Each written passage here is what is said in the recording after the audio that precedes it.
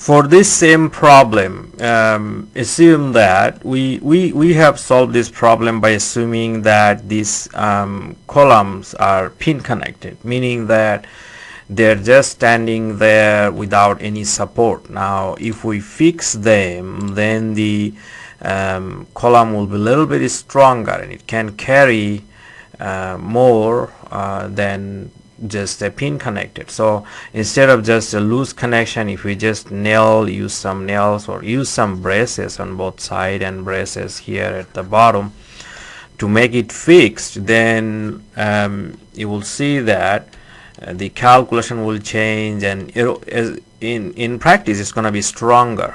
If we fixed both ends, it will be stronger as a column.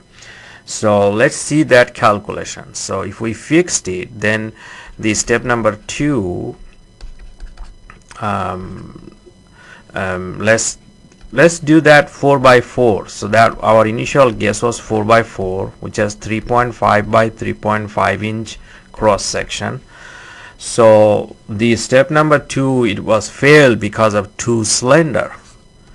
So let's see if we use the breast both ends, see what we get. So if it's fixed at the both end, the K value for fixed end is 0.65 times 16 feet long column times 12 inch per foot, and then you got 3.5 here. So I have got this value 35.6, I think 66. So this is 35.66, which is less than 50. Now if we fix, now we can see this will be okay.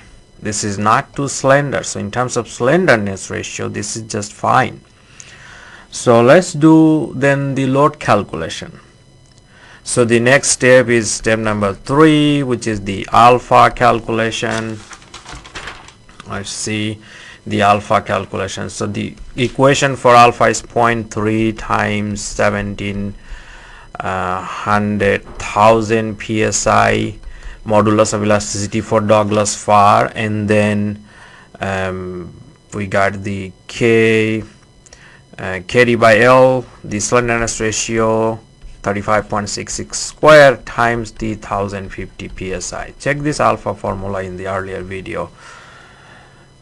So this one I found alpha value I think I found that 0.382. 0.382. Now then we have calculated the CP. You can use that formula, 1 plus alpha divided by 1.6 minus square root of 1 plus alpha by 1.6 whole square minus alpha by 0.8. So I have calculated the CP 0.3455. Now if I calculate the allowable stress using this CP, so the allowable stress, column allowable stress is the compressive stress allowable compressive stress times the CP value. So I got 362.82 psi allowable for this column. Now let's calculate the allowable load. So the allowable load now is the allowable column stress times the area. So I got 362.82 psi times the area, which is 3.5 by 3.5 cross section. So I have found that 44446 pounds, which is less than 6,000 pounds. So it will fail. If I use that 4 by 4 section column, it will fail. Now what if I use a 4 by 6, the next section, which is cheaper than 6 by 6, sorry, 6 by 6, the column we have used before.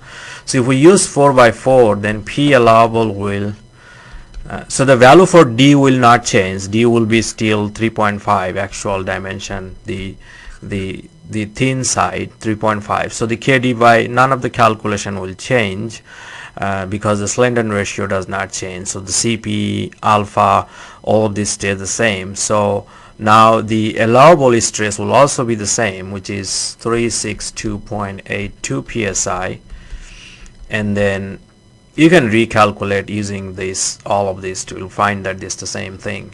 Then you multiply by the area, which is 3.5 by 5.5. So that I have calculated 6984. Now this is greater than 6,000 pounds. So we could actually use a 4x6 instead of a 6x6, which is very expensive compared to a 4x6 section. So, and then, you know, would be okay for this design if we would fix both ends. So now is the question, is fixing cost more than just pin end? So if that is the case, then use 6x6. If bracing is easy, then we could actually use this and as a fixed connection. So this should be okay if we fixed both end by some braces, and this is for pinned. So just standing, there is nothing supported the end of the column.